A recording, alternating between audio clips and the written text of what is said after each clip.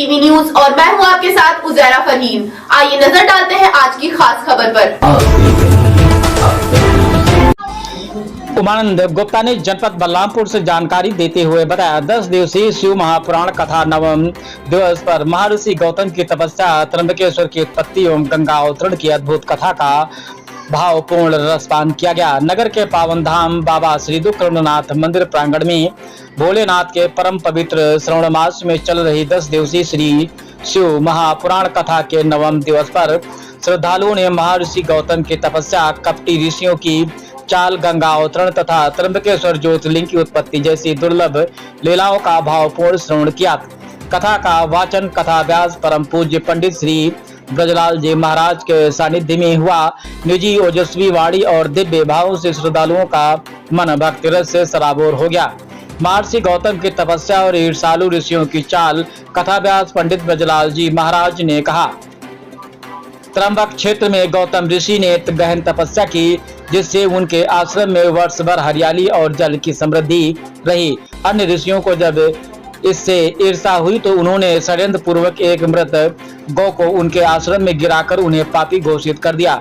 इस मिथ्या आरोप से व्यथित होकर के गौतम ऋषि ने शिव जी की तपस्या की। शिव जी की कृपा और गंगा का अवतरण ऋषि गौतम की प्रार्थना से प्रसन्न होकर भगवान शिव ने उन्हें गंगा माता को पृथ्वी पर लाने का आदेश दिया। कठिन तप से प्रसन्न होकर गंगा माता प्रकट हुई और धरती पर अवतरित होकर समस्त पापों का शमन किया।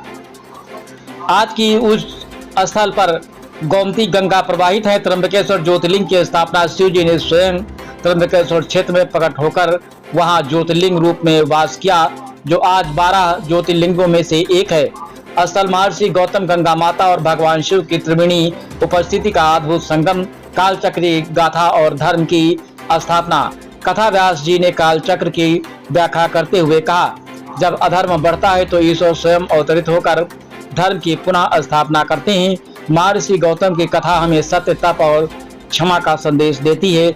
भजनों की संगीत में प्रस्तुति। पूरी कथा के दौरान आखंड म्यूजिकल ग्रुप उत्सवला द्वारा प्रस्तुत संगीत में भजनों हर हर शंकर, भोलेनाथ शंकर, गंगा अवतरण की महिमा अपरंपार जैसे पदों के श्रद्धालुओं को भाव विभोर कर दिया। संगीत और भक्ति का संगम एक अविस्मरणीय आध्यात्मिक अनुभव बना, जो कि आप वीडियो के माध्यम से देख सकते हैं। कहने में बड़ा पातक लगता है कि वस्त्र सहित सचैल स्नान करना चाहिए। सचैल का मतलब वस्त्र सहित के बाद में जुड़ा।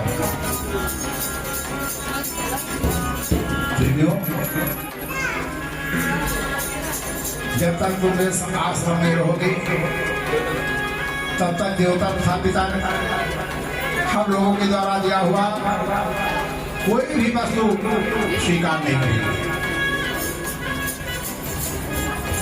इसलिए हे गौर, हम लोग आता के हे पाप कारक, तुम परिवार सहित बहुत दूर चले जाओ और विलंब मत करो। सूजी महाराज कहते हैं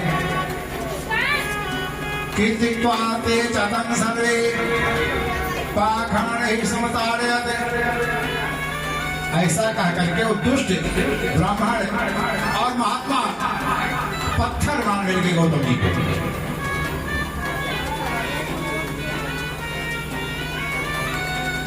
तथाम तदुर्देवास्मय त्वहल्यां चाकुल दुरुक्तधे।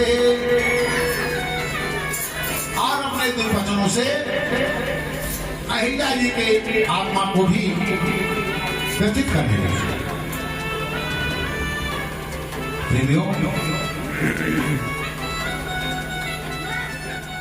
उन दुष्टों के द्वारा